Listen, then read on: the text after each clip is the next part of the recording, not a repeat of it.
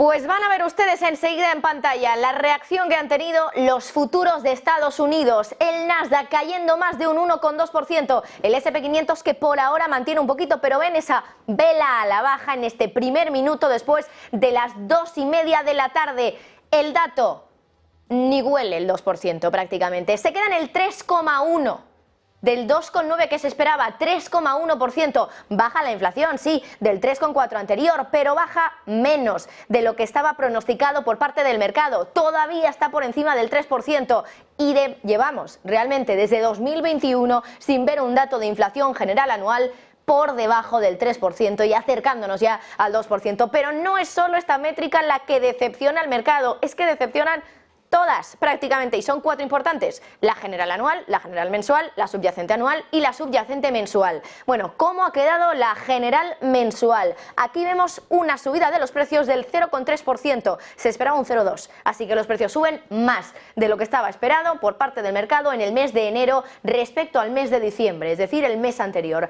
¿Qué ocurre en la subyacente? Que esta es importantísima para la Reserva Federal, aunque ya saben que la que mira realmente la Fed es la inflación del PCE y no la del IPC, pero es la más mediática. La inflación subyacente se queda en el 3,9%. No baja, se mantiene igual. El mercado esperaba que del 3,9 bajara al 3,7. No ha sido así. No es que haya bajado menos de lo esperado, es que no ha bajado la subyacente. Y además en el dato mensual de la subyacente vemos una subida de los precios superior a la que teníamos el mes anterior y superior a la que estaba esperando el mercado. ¿Qué esperaban los analistas? Que se mantuviera la inflación mensual subyacente en el 0,3%.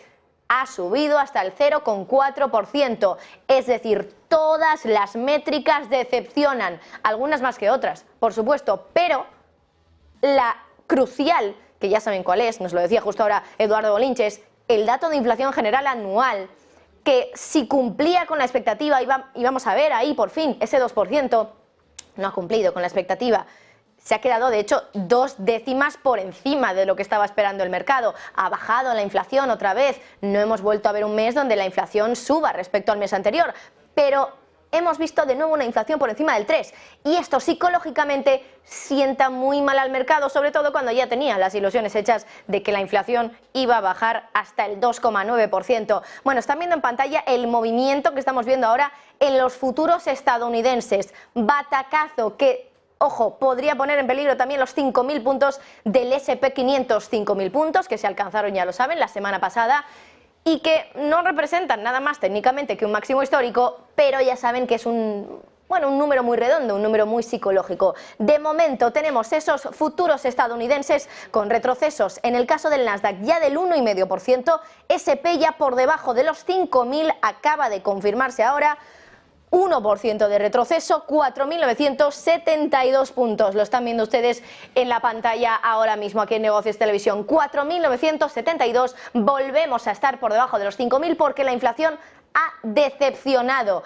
No sé si podemos volver a saludar a Eduardo Bolinches, que estaba con nosotros justo antes. Eduardo. Sí, aquí estoy. Bueno, batacazo. La psicología, decíamos antes, era crucial para este dato, ver ese 2%. No hemos visto el 2% y los datos han empeorado respecto a expectativas en todas las métricas, las 4 que hemos citado. Pues sí, buscábamos la excusa perfecta para hacer recogida de beneficios, apuntaba a ese 0,6 que comentábamos anteriormente. Y bueno, pues estamos viendo el rayajo, simplemente el rayajo que ha dejado a la baja y que, pues como yo decía, pues más o menos. Esto es un gráfico de un minuto, lo que yo tengo pinchado. El típico movimiento contra dirección inmediata, sí, suele ocurrir, pero yo creo que no ha terminado, creo que tiene que ocurrir más, ¿no? De hecho, si nos vamos al gráfico diario, yo estaba haciendo referencia a la devolución del miércoles, de toda la subida desde el miércoles, ¿no? Esto apuntaría aproximadamente a acabar viendo hoy la zona de los 4.953, 54, es decir, que todavía le queda un poquito. Pero, insisto, no pasa absolutamente nada. Asusta y mucho también ver a un Nasdaq como está, en gráfico de un minuto, muy contundente la caída, como estamos viendo. El rayajo también que deja es espectacular. Pero volvemos a decir que desde el punto de vista gráfico diario la pauta está intacta, tendríamos que irnos a cotizaciones por debajo de los 17.200 del Nasdaq, pauta. Comenzar a decir que se pone en entredicho la pauta. Mucha cuña ascendente bajista que suele romper por la parte inferior. Comentábamos anoche también en el programa El Cierre de Mercado, pero todavía no, nada concluyente. Pero sí que es verdad que después de este pequeñísimo y ridículo rebote, creo que tiene que haber más corrección. Tenemos que ir a devolver todo lo subido desde el miércoles, aunque no poco. Antes de que saliera el dato, sí, que si la cifra quedaba por encima del 3%, esto podía poner en peligro una bajada de tipos en el primer semestre. ¿Crees que este dato, que encima ya no está en el 3,0, está en el 3,1%, puede efectivamente poner en peligro esa bajada de tipos, que tengamos que esperar a la segunda mitad de año? Es altamente probable. El mensaje por parte de la FED, comenzando por su presidente Jerome Powell, siempre es el mismo. 2%, hagamos los deberes y luego hablamos de bajar tipos de interés. Sobre todo porque la economía aguanta bien, creación de empleo está bien, la economía está bollante, no hay ningún tipo de problema a nivel bancario, más que de vez en cuando algún susto que otro. Ha venido, ha vuelto, ha regresado ese fantasma de la banca regional, pero de momento está ahí contenido, con lo cual no hay nada agravante que indique que haya que bajar los tipos de interés de manera urgente. Por lo tanto, vayamos a hacer los deberes, o por lo menos esa es la filosofía dentro de la FED, creo yo. Hagamos los deberes, pongamos la inflación en el 2, no en el 3, y luego hablamos de bajar tipos de interés, que aquí no pasa nada. Es el mercado el que tiene prisa, ¿vale? Entonces, bueno, estamos viendo, pues eso, una onza de oro también volviendo hacia la zona de los mínimos de la semana, y sobre todo, me faltaría ver también, pues ese fortalecimiento del dólar estadounidense, que era lo lógico, ¿no? Aquí tenemos también como, de nuevo, y ahora se ajustará un poquito, aquí está también pues esa bajada del euro-dólar, que en definitiva es fortalecimiento de la divisa estadounidense, puesto que retrasamos, o dicho de otra forma, baja la probabilidad de que veamos tipos de interés a la baja, no en marzo, sino más bien en mayo, y por lo tanto se está bajando también esa probabilidad de mayo, ¿no? Así que dólar fuerte, presión bajista para materias primas, metales preciosos, y bueno, pues dentro de todo lo malo, pues también un barril de petróleo Brent, que dentro de lo que cabe, pues bueno, de manera indirecta, está también ayudando un poquito a la inflación, pero el Brent, el West Texas, creo que todavía tiene un tramo al alza, un susto, presiones, hay mucho movimiento político también, y tenemos guerra, y yo creo que ese techo del canal alcista, esa visita a los 84, algo, está pendiente. Así que nos pueden dar por los dos sitios, dólar caro y petróleo caro, gasolina más cara. Eduardo Bolinches, gracias como siempre. Venga, un abrazo, nos vemos esta noche. Nos vemos esta noche en el cierre. Bueno, vamos a echar un vistazo por dentro a ese informe, de dónde vienen las subidas de los precios que han hecho que este dato de inflación no haya cumplido con las expectativas. Escudriñando ese informe ha estado nuestro compañero Javier Luengo. Javi, adelante, muy buenas. ¿Qué tal, Marta? Sí, muy buenas. Y vamos a ir en dos partes. Por un lado, fijarnos qué es lo que más sube, cuáles son los precios que más se aceleran mensualmente, y por el otro, fijar en el último año cuál ha sido la variación que ha existido en la presión de precios que existe ahora mismo para los estadounidenses. Empezamos por ese primero de los capítulos, mensualmente, en los últimos 30 días, cómo han evolucionado los precios, y aquí la culpa de que la inflación haya decepcionado al mercado, no haya caído tanto como se esperaba y ha firmado el índice general en el 3,1%, se debe a los precios de la electricidad, la que se consume, no la energía en origen, la que se consume en los hogares estadounidenses. Allí las facturas están subiendo en el último mes un 1,2%, y también el servicio público de gas, cuyos precios, cuyas facturas han llegado a repuntar en el entorno de los 2 puntos porcentuales. Los alimentos frescos, la cesta de la compra de los estadounidenses sigue siendo más cara, pero de una manera no muy abrupta, no muy señalada. En este caso los precios están subiendo para lo que viene a ser la comida fresca en el entorno del 0,4%, si comemos fuera sobre el medio punto porcentual. En función de ello, también las variables donde se están viendo que afectan más en cuanto a un incremento de la presión de precios. A la parte de servicios, los transportes llegan a repuntar en el entorno del punto porcentual, y posteriormente hay una fuerte deflación, que es decir, caída de precios mensualmente en el entorno del 4,5% para los precios de la gasolina, en virtud de ese aumento de la producción que están llevando a cabo la mayoría de las naciones americanas y que están contribuyendo a reducir los precios de la factura al consumidor. Y por el otro lado, la parte de las autopartes y los vehículos usados. Los coches de segunda mano retroceden en precios sobre los 3 puntos porcentuales mensualmente, todo ello en Estados Unidos. Y ahora vamos al dato interanual, a cómo han evolucionado los precios desde enero de 2023 hasta enero de 2024. Aquí la deflación es mucho más palpable en la parte de la gasolina, de la energía y combustibles fósiles. La caída de precios está en el entorno de los 14 puntos porcentuales, 17 si miramos a la energía, energía, y en virtud de ello los servicios son los que más se encarecen, menos la energía, lo que viene a ser, por ejemplo, el transporte un 9,5% y la atención médica, Marta, 0,6%, es lo que se encarece. Por lo tanto, la tendencia viene a ser la misma, inflación de servicios que sigue persistiendo en Estados Unidos, a pesar de que la de los alimentos es fuerte, todavía está en el entorno de los casi 3 puntos porcentuales de media para, por ejemplo, los alimentos frescos, pero mensualmente los precios están bajando. Pues Javi, muchísimas gracias. Ahí podemos ya entender un poquito más de dónde viene ese repunte de la inflación. Vamos a seguir analizándolo. Patricia de Arriaga, subdirectora general de Pictet Asset Management en Iberia y Latinoamérica. Muy buenas tardes. Hola, buenas tardes. Bueno, fuerte reacción del mercado a la baja, por lo menos de momento en los futuros de Wall Street, ante unos datos que han decepcionado en prácticamente todas las métricas. Patricia, ¿son datos muy malos los que tenemos hoy encima de la mesa? Bueno, yo creo que no son tan malos. Lo que pasa es que las expectativas del mercado pues han sido más positivas, ¿no? de lo que, bueno, pues de lo que es la realidad. Y la realidad tampoco hay que saber mucho de macroeconomía, es la percepción del consumidor en los precios finales. Esa percepción sigue siendo alta por parte de todos nosotros, en Estados Unidos también, y por lo tanto es lógico que el dato de inflación sea algo más resistente. La dirección es la correcta, pero efectivamente va a haber volatilidad. Eso es algo que desde Pictet sabíamos y sabemos, que la inflación es inelástica, va a costar bajarla, y efectivamente porque la economía, como decían anteriormente, pues va bien. El consumo es superior a la renta disponible gracias al ahorro acumulado.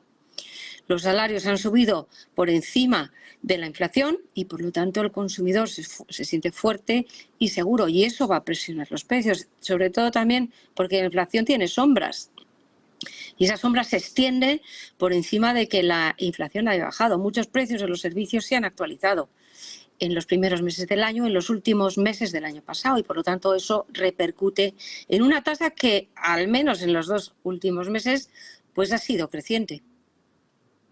Patricia, nuestro anterior invitado, Eduardo Bolinches, nos decía que después de este dato lo más probable es que la bajada de tipos de la FED no llegue hasta después del verano, es decir, en la segunda mitad de 2024. ¿Estás de acuerdo también? Nosotros también estamos de acuerdo con este compañero tuyo. Yo creo que la FED no tiene por qué precipitarse. Las bajadas de tipos de interés vienen cuando la inflación está bajo control y cuando tiene una senda más o menos estable. Y efectivamente no tiene ninguna prisa. O sea, el mercado va bien, hay optimismo, hay soft landing ya en todos los precios. Aquí quizás lo que sí tenemos que observar, o por lo menos pensamos que deberíamos observar, es ese dato de empleo y ese dato de desaceleración económica que ya algunos indicadores adelantados nos están apuntando.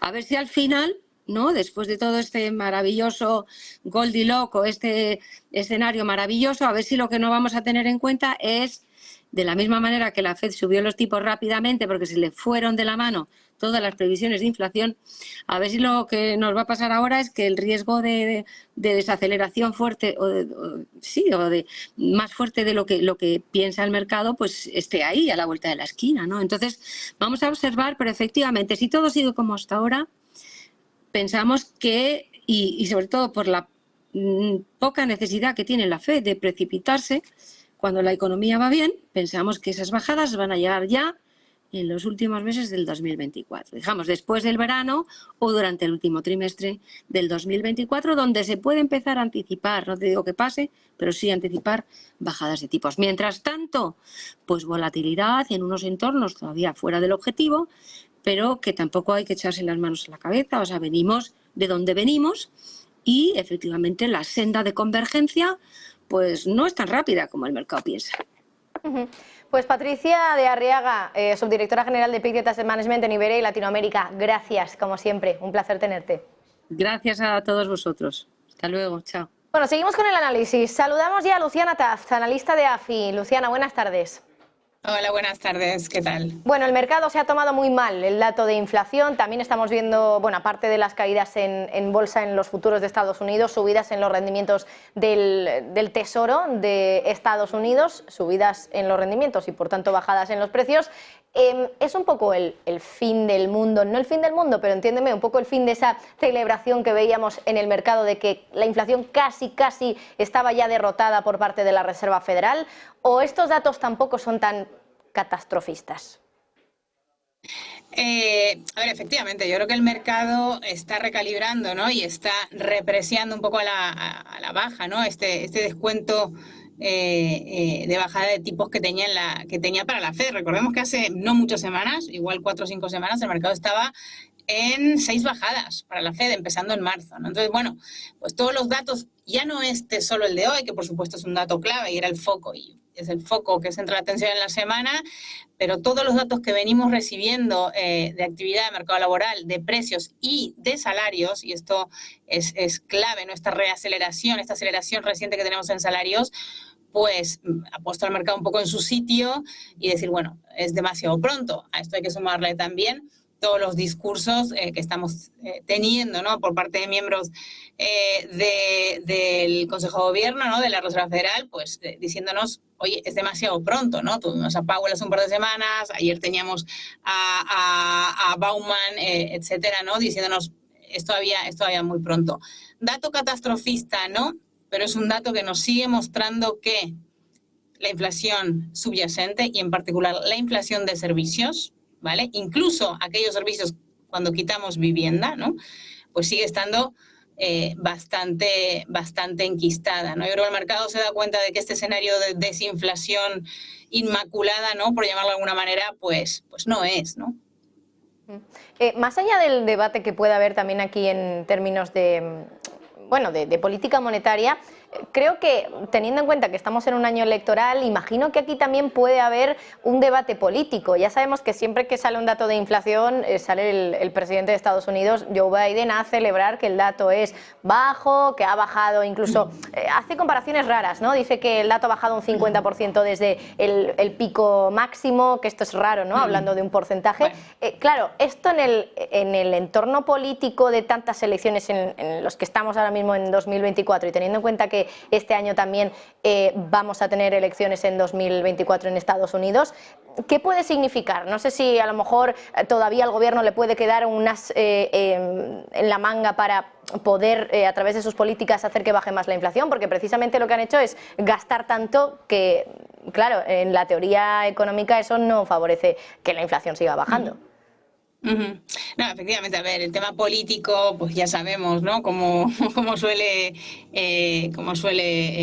funcionar. Es verdad que, bueno, pues sí, el dato de inflación está en el 3,1. Cuidado, que mucha parte de esta caída es un efecto base de la energía, ¿eh? Si quitamos la energía, que por supuesto es un componente importante, pero bueno, le habrá quitado 3-4 decimillas al dato de hoy, ¿no? Entonces, digo, insisto, con cuidado con la inflación general, que es importante, pero hay que poner muchísimo foco en la subyacente. En materia de política para bajar la inflación, ya sabemos que el arma más fuerte que tiene una economía para hacerlo es la política monetaria. Es que no queda otra, y con el dato de hoy, pues queda claro que la Fed, nosotros estábamos en junio, y nos mantenemos ahí. Yo creo que el mercado se está acercando allí, o ya se ha acercado, seguramente esté descontando la primera bajada en junio y estará ahí en 4 bajadas, ¿no? Insisto, hace poquitas semanas estaba en 6 bajadas, ¿no? Está claro que la economía estadounidense está en un proceso, podríamos llamarlo de reaceleración, ¿no? Y no hay más que ver los datos de gasto de los hogares, ¿no? Están muy confiados, como decía la compañera antes, están muy confiados en seguir gastando a ritmos, incluso acelerándose, ¿no? El consumo de bienes está creciendo por encima del 8%, el consumo de bienes duraderos, ¿no? Entonces, digo, es una situación de reaceleración económica con una inflación subyacente enquistada, es decir, todos los ingredientes para que la Fed se espere por lo menos un par de trimestres. Pues veremos qué hace finalmente la Reserva Federal. Luciana Taff, desde AFI, gracias. Gracias, hasta luego. Saludamos ahora a Guillermo Santos Aramburu, socio de iCapital Asesores Financieros Patrimoniales. Guillermo, muy buenas.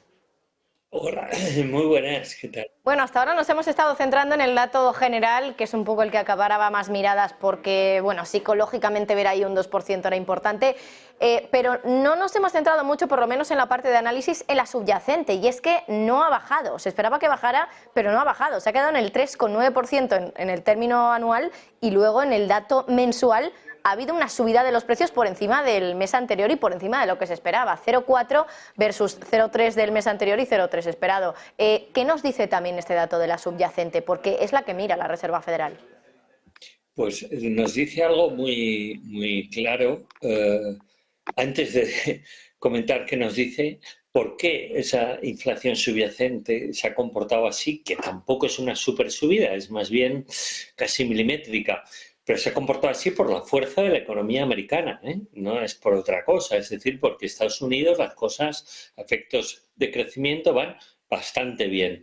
Entonces, ¿qué nos está diciendo? Pues nos está diciendo que el control, especialmente el control de salarios, es ahora mismo una de las claves para acabar de domar esa inflación que durante parte del 22 y sobre todo buena parte del 23 pues estuvo desbocada.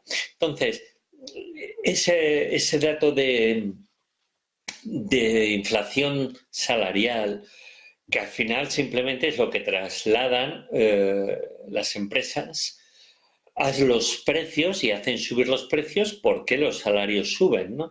Y los que quieren mantener el margen, pues no les queda otra, ¿no?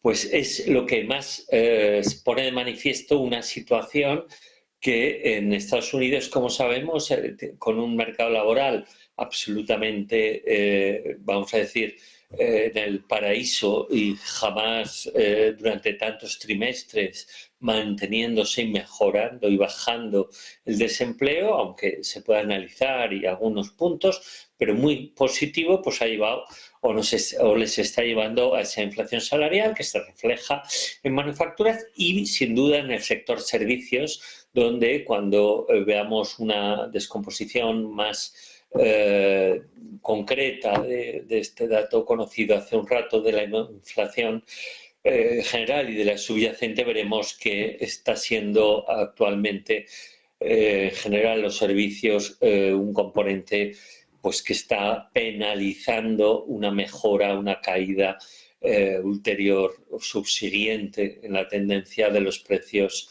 en Estados Unidos. Pues Guillermo Santos Aramburu, socio de iCapital Asesores Financieros y Patrimoniales, gracias por tu presencia aquí también en el especial en Negocios Televisión.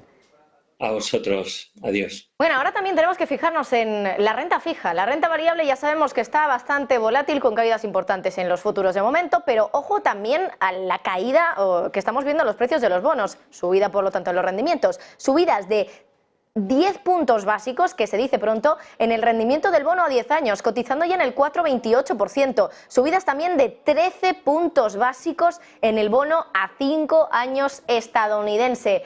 Bueno, está claro que el mercado está corrigiendo ese descuento que había hecho ya de que la Reserva Federal iba a bajar tipos antes de lo que ahora piensa el mercado. Pedro Pérez Riu, jefe de renta fija y análisis macro de Anta Asset Management. Muy buenas tardes. Buenas tardes, ¿cómo estáis? Bueno, Pedro, movimiento en los bonos también muy importante. Decíamos subida de 10 puntos básicos en el rendimiento del bono a 10 años, que es bastante ya, rozando el 4,3%. ¿Qué te parece también este movimiento? Entiendo que es simplemente el mercado corrigiendo un poco las expectativas que tenía puestas en las bajadas de tipos de la Fed.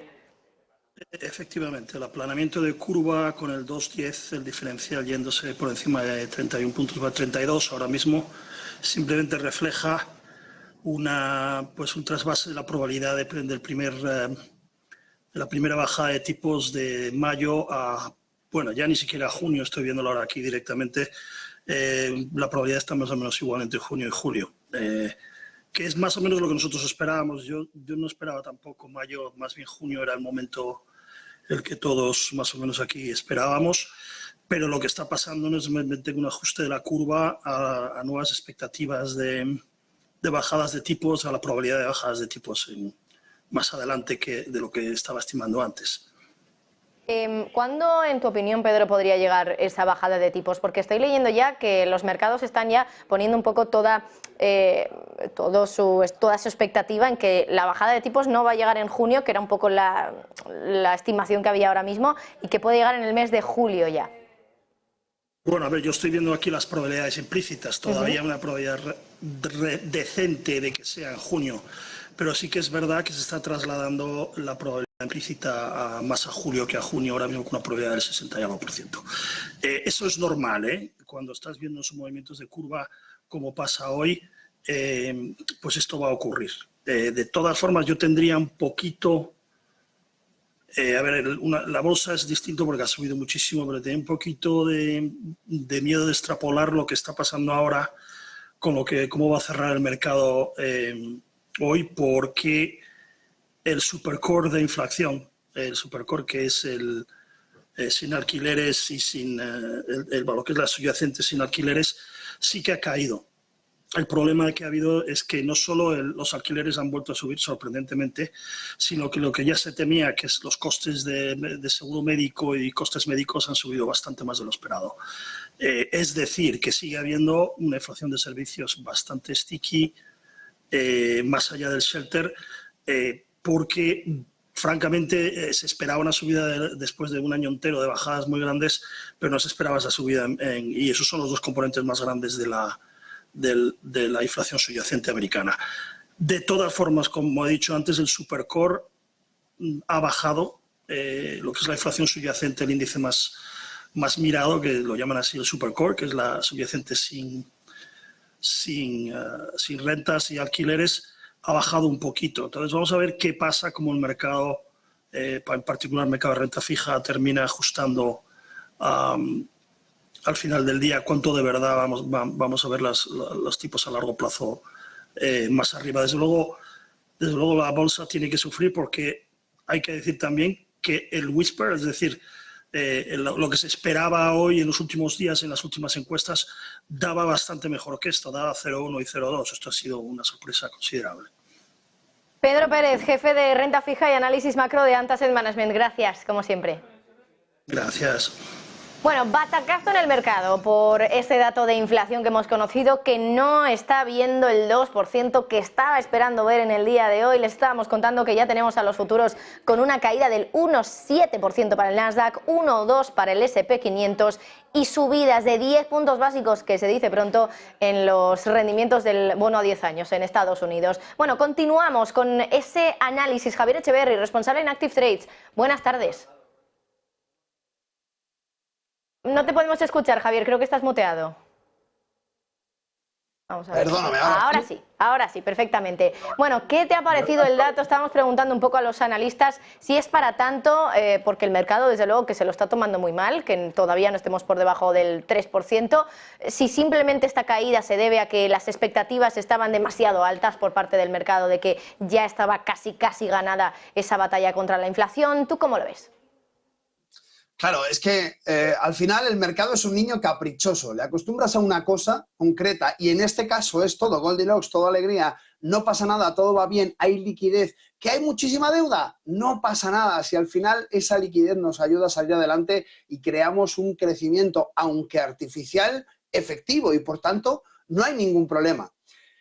Ver de repente que esas expectativas no eran las mismas que se han cumplido, y es que estamos hablando de bajada de la inflación, y lo realmente cierto es que no hay ninguna bajada, hay una disminución del crecimiento. Esto lo decimos siempre, la inflación no ha bajado, hay componentes deflacionarios que son importantes y que tenemos que tener en cuenta, como es el caso del empleo. Yo, viendo un poco toda la situación, estaba echando un vistazo al comunicado de prensa del 6 de febrero sobre las tasas de empleo en Estados Unidos, y viendo un poco las tasas de empleo metropolitanas. Y sin embargo, eran más altas en 230 de las 389 áreas metropolitanas en Estados Unidos.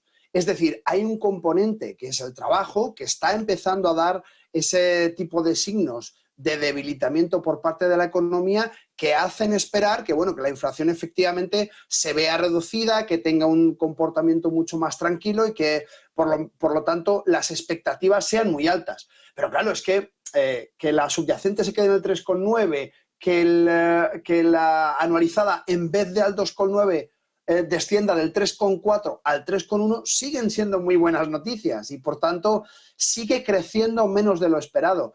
Pero claro, hay, como decía, esos componentes desinflacionarios que están empezando a tener cada vez más sentido. Si hablamos un poco de la parte de, lo ha comentado ya algún compañero, de la parte de shelter, de la parte de inmobiliaria, hemos visto un crecimiento importante. No así la parte de energía, donde efectivamente ha caído bastante, pero si vamos a ver la tabla completa, vamos a ver cosas muy interesantes. Y es que efectivamente todo lo que tiene que ver con seguros, fijaos, en seguros del motor y en reparaciones ha subido muchísimo, hasta un 20,6%. Eso encarece la vida, encarece el modelo. Los transportes han subido, los servicios de transportes han subido un 9,5%. Es una subida en un solo mes muy potente. Y aquí tenemos el shelter, que para mí es la parte más importante, esa subida del 6% en vivienda. Recordemos que ese 6% tiene mucho que ver, fijaos, con la ponderación de ese 42,2% de cómo está construido el IPC en Estados Unidos y, por tanto, que suba esa partida es extremadamente significativa. Y es que no sube un poquito, sube mucho. Por tanto, es entendible que, teniendo en cuenta el precio de la vivienda, el precio de los alquileres, fijaos, un 6,1 y un 6,2 distintamente, ha subido muchísimo. Es verdad que tenemos bajadas por parte de la energía, como decíamos inicialmente, del fuel oil, del componente principal que se utiliza para hacer gasóleos industriales, y del gas, del menos 14,2 y el 17,8 en el caso del gas licuado, ese gas que está almacenado y que, por tanto, nos da una idea muy importante de cómo está la energía en Estados Unidos. Por todo eso, había esos componentes desinflacionarios que generaban una expectativa todavía mucho mejor. Bueno, la expectativa es buena, lo que está sucediendo es bueno, está creciendo menos de lo que estaba creciendo y, por tanto, siguen siendo buenas noticias, sigue habiendo esta intención un poco de ver el mercado con un pequeño debilitamiento de manera paulatina, que al fin y al cabo es lo que todo el mundo desearía, ¿no? Porque para bajar la inflación no queda otra que el consumo se reduzca, que los precios, lógicamente, que el ciudadano tenga menor capacidad económica para gastar menos y, por tanto, para no seguir inflando los precios. No nos gusta, en el mercado no nos gusta, claro. Pues Javier Echeverri, responsable en Active Trades en España. Gracias como siempre, Javier. Pasa buena tarde. Gracias a ti, Marta, igualmente. Bueno, miramos ahora también al eurodólar, que está reaccionando a la baja después de conocer ese dato de inflación por encima de lo esperado, que sugiere que, claro, los tipos de interés se van a mantener más altos más tiempo de lo que estaba esperando el mercado, por lo menos en Estados Unidos. En Europa ya saben que aquí, bueno, la inflación está bajando y además la economía precisamente bien no está yendo. Gonzalo Cañete, jefe de estrategias de mercado global para ATFX Connect. Buenas tardes. Buenas tardes, ¿cómo estáis? Bueno, movimiento al alza para el dólar, por lo tanto movimiento a la baja para el euro en un dato de inflación que ha sido significativamente malo, teniendo en cuenta lo que estaba esperando el mercado, que era ya ver ese 2%. Sí, correcto. Y como han dicho el resto de compañeros, ha habido diferentes oficiales de la Reserva Federal que han advertido sobre esto durante semanas atrás.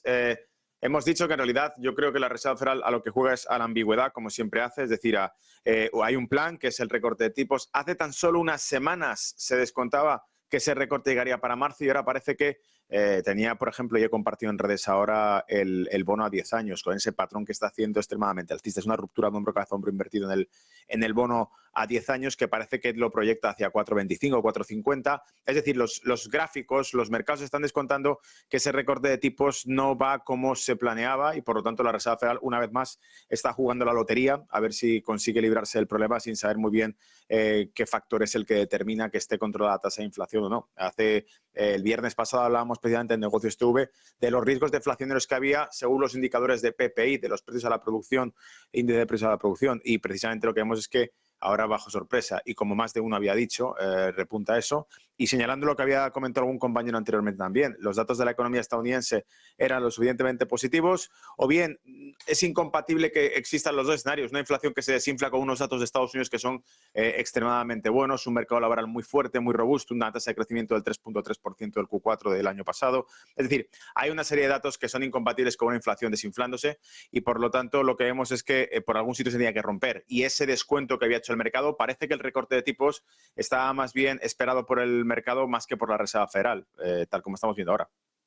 ¿Dónde crees que está el error? Porque la estimación estaba en el 2,9 y ha salido en el 3,1. Es verdad que son 2 décimas, pero generalmente, claro, cuando hay tanta diferencia entre el dato estimado y el dato final y luego en el mercado vemos esa bajada tan importante que en realidad solo se explica porque lo comparamos con las expectativas y no con el dato anterior, me hace pensar dónde está el error de quienes hacen estas estimaciones.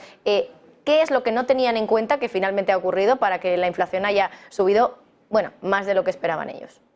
Evidentemente, supongo, la proyección de alguno de los de alguna de las partidas que estaban estimando no ha ido en línea como ha resultado. Es decir, esas proyecciones que van haciendo estiman una serie de evoluciones en el precio y esto es como cuando utilizamos indicadores técnicos, ¿no? Que se basa todo en fórmulas matemáticas y en la progresión aritmética o geométrica de ciertas variables que luego no acaban resultando. Hay una cuestión, aunque le pese a muchos, los mercados financieros no es una matemática exacta, por desgracia, porque todos los modelos econométricos que podamos trabajar y desarrollar durante los años no parecen ser capaces de predecir exactamente el resultado que toma el mercado y precisamente por eso es un mercado altamente especulativo, porque nadie tiene la verdad absoluta ni la fórmula o la ecuación que permita determinar exactamente cuál va a ser el valor de este tipo de activos. Por lo tanto, insisto, sobrevaloración o infravaloración de alguno de los parámetros dentro de la fórmula. Gonzalo Cañete, como siempre, muchísimas gracias por acompañarnos en este especial de la inflación del dato de IPC de Estados Unidos. Pasa buena tarde. Igualmente. Bueno, pues todos nos dicen un poco lo mismo. Esto retrasa las expectativas de tipos del mercado sobre la Reserva Federal. Quizá ya no sea en la primera mitad del año cuando tengamos la ansiada primera bajada de los tipos de interés en la Fed y será a finales de 2024. Incluso nos decían, podía ser en los últimos meses del año, que esto es algo que el mercado desde luego no tiene en mente y que quizá en el momento en el que se materialice un poco, que es verdad eso que dice la Reserva Federal de que no hay que pensar en bajadas de tipos en el corto plazo, en el futuro inmediato, quizá entonces el mercado diga adiós a los máximos históricos. De momento, hoy la corrección es importante.